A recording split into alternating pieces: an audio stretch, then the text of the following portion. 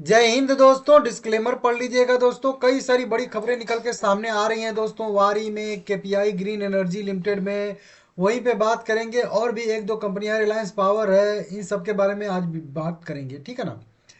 देखिए, सबसे पहले बात करेंगे अगर हम लोग यहाँ पे तो वारी एनर्जी के बारे में, क्योंकि इंपॉर्टेंट इसी का मैं वीडियो बनाने वाला था, लेकिन फिर सोचा कि चारों को कवर कर देता हूँ।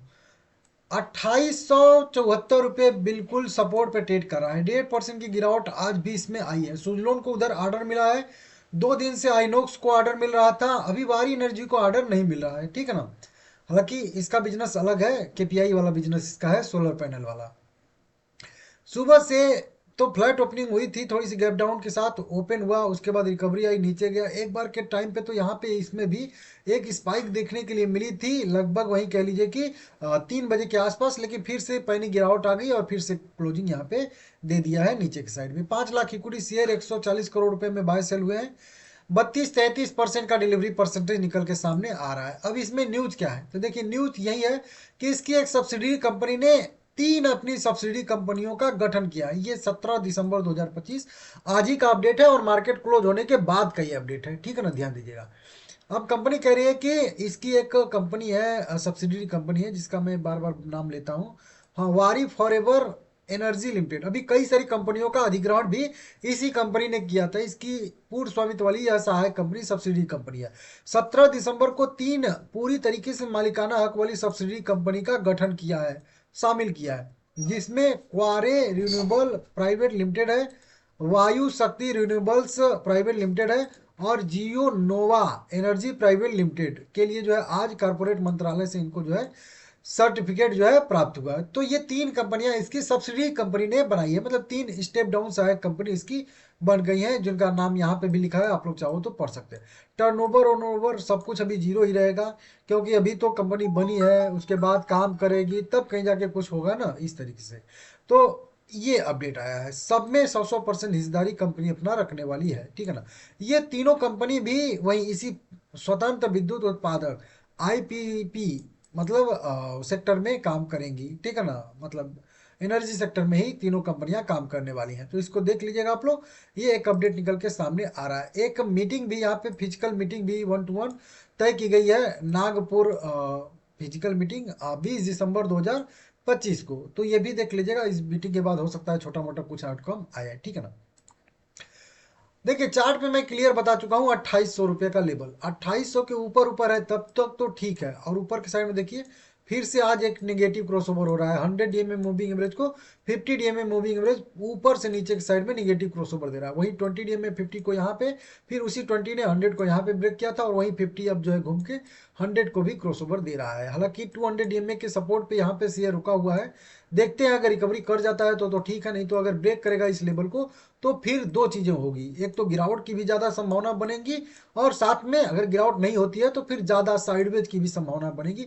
जैसे यहाँ पे साइडवेज था, इस तरीके से अगर आप लोग देखोगे ये वाले पॉइंट पे साइडवेज था, तो इस तरीके से साइडवेज वाला भी इसका थोड़ा सा जोन बन जाएगा, ये वाला पॉइंट। तो ये अगर निगेटिव क्रॉसओवर मतलब निगेटिव जाता है 2800 के भी नीचे, तो फिर या तो ज्यादा साइडवेज होगा, या फिर ज्यादा गिरावट, या फिर दोनों भी हो सकता है, ठीक है ना। अब इसके बाद आता है हम लोगों का ये केपीआई ग्रीन एनर्जी लिमिटेड। 2% की इसमें गिरावट आई है, 417 रुपये के आसपास ट्रेड कर रहा है शेयर। ये भी एक टाइम के लिए इसमें भी पॉजिटिव गया था, लेकिन फिर से नीचे की साइड में आके कैंडल क्लोज कर दिया है निगेटिव ही। 7.5-8 लाख इक्विटी शेयर ट्रेड हुए हैं 32 करोड़ रुपए के। 30% का डिलीवरी परसेंटेज निकल के सामने आ रहा है। अब इस कंपनी ने भी 17 दिसंबर 2025 को एक अपडेट दिया है। इसने एक जो है साझेदारी टाइप किया है, साझेदारी नहीं, ऑर्डर मिला है, एमओयू साइन इन्होंने किया है, मोमेंडम ऑफ एसोसिएशन अंडरस्टैंडिंग, ठीक है ना। बोत्सवाना गणराज्य की सरकार केपी ग्रुप के सहयोग के लिए एमओयू साइन किया गया है। इसमें ये लोग कुछ प्रोजेक्ट लगाएंगे, वही उस गणराज्य में, बोत्सवाना गणराज्य में, तो वहाँ की सरकार से एक जो है इनको मोमेंडम ऑफ अंडरस्टैंडिंग एमओयू इन्होंने साझेदारी टाइप का कह लीजिए साइन किया है। अब इसके तहत क्या करना है इनको, तो देखिए ये मोमेंटम ऑफ एसोसिएशन बोत्सवाना के जो है ministry of mineral and energy और केपीआई ग्रुप के बीच साइन किया गया है। ठीक है ना। इससे क्या होगा कि KPI energy limited, KPI green energy engineer limited शामिल है। तो ये तीन इसकी कंपनियां शामिल हैं और ये वहाँ का डेवलपमेंट जो है करने वाली हैं, डेवलपमेंट करेगी। Transmission project planning, development, implementation, सहयोग फ्रेमवर्क बनाना, इस तरीके से कई सारे एनर्जी सिक्योरिटी, इस तरीके से कई सारे यहाँ पे काम करने वाले हैं वहाँ पे जाके। ठीक है ना। कुल अगर देखेंगे तो बोत्सवाना सरकार के साथ मिलकर renewable energy infrastructure project develop करेगी, जिसमें लगभग $4 बिलियन का यहाँ पे इन्वेस्टमेंट का जो है यहाँ पे मंजूरी मिला है, प्लान बनाया, प्रोजेक्ट बनाया गया। 36,000 करोड़ रुपए का यह जो है प्लान है। तो ये एक बढ़िया सा अच्छा सा प्लान कंपनी को मिला है और 5 गीगावाट तक जो है कैपेसिटी रिन्यूएबल एनर्जी की वहां पे बढ़ानी है बोत्सवाना में।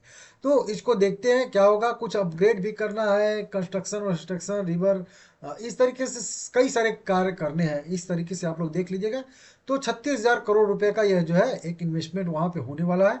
तो इससे कंपनी को अच्छा खासा काम मिलेगा, अच्छा खासा कंपनी का रेवेन्यू बढ़ेगा। ठीक है ना। तो इस तरीके से तो इसको भी देख लीजिएगा। केपीआई की भी बात करेंगे तो ये भी लोअर लेवल पे ही ट्रेड कर रहा है, जो कि आप देख सकते हो सारी एनर्जी कंपनियां लोअर लेवल पे ही ट्रेड करी और सबका चार्ट लगभग लगभग सुजलोन के जैसे ही है कि ऊपर के साइड से गिरावट आई, साइडवेज, फिर एक रिकवरी, फिर गिरावट, फिर एक रिकवरी के बाद फिर सभी कंपनियों का लगभग लगभग चार्ट इसी तरीके से बना हुआ है। ये भी लोअर लेवल पे ही है।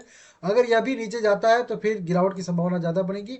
इसमें भी लेवल की बात करेंगे तो कम से कम 460 रुपये के ऊपर जब जाए, सस्टेन करे, तभी इसमें फिर से पॉजिटिव व्यू रहेगा, नहीं तो अभी इसमें निगेटिव व्यू रहेगा। हाँ, अगर आप लोगों को इसका सोलर वाला बिजनेस पसंद आता है तो लॉन्ग टर्म के लिए आप लोग इसमें एक बार के लिए सोच सकते हो, लोअर लेवल पे बढ़िया रहता है। ठीक है ना। साथ में अगर बात करेंगे हम लोग यहाँ पे ये रिलायंस पावर के बारे में, ज्यादा इक्विटी शेयर आज बहुत ज्यादा इक्विटी शेयर ट्रेड हुआ है। 3.5% की अच्छी खासी तेजी देखने के लिए मिल रही है। 35-36 रुपए करेंट प्राइस का ट्रेड कर रहा है। सुबह में ही एक बढ़िया सी रिकवरी देखने के लिए मिली थी अच्छी सी, उसके बाद पूरे दिन धीरे धीरे कंसोलिडेट करके नीचे आया, लेकिन फिर भी 3.5% की बढ़त के साथ कैंडल क्लोज कर दिया। अब इसमें क्या है ना कि शेयर बहुत ज्यादा ऊपर से गिर चुका है। 14 करोड़, भाई 14 करोड़ इक्विटी शेयर आज इसमें टोटल ट्रेड हुआ है, समझ सकते हो। तो धीरे धीरे लोग जो है चोरी चोरी चुपके चुपके वाली बात है कि खरीद रहे हैं, समझ रहे हो आप लोग। तो हो सकता है कि यहाँ पे बड़ा इन्वेस्टर जो है वो धीरे धीरे यहाँ पे इसको ऐड कर रहा है, तो ऐसी संभावना हो सकती है। हालांकि डिलीवरी परसेंटेज 16% का ही आया है, तो ये भी आप लोगों को ध्यान देना है। ठीक है ना। बाकी आज देखेंगे तो 17 दिसंबर 2025 को रिलायंस पावर में बहुत सारी लार्ज डील देखने के लिए मिली।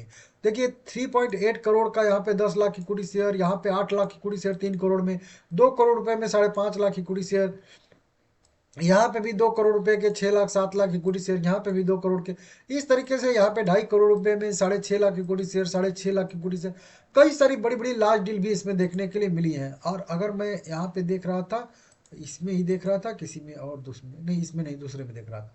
तो इस तरह से कई सारी बड़ी बड़ी इसमें लार्ज डील देखने के लिए मिल रही है। तो हो सकता है कि बड़ा कोई इन्वेस्टर इसमें धीरे धीरे मतलब शेयर उठा रहा हो, तो ऐसी भी संभावना है। हालांकि न्यूज की बात करेंगे तो न्यूज कुछ भी नहीं है, मैं चेक कर लिया हूँ 2-3 बार, तो कोई वैसी न्यूज नहीं है। अगर न्यूज रहेगी तो मैं आप लोगों को अलग से वीडियो बना के इसका अपडेट देता रहूंगा, चाहे कभी भी आए। ठीक है ना। तो इस तरीके से देख सकते हो आप लोग।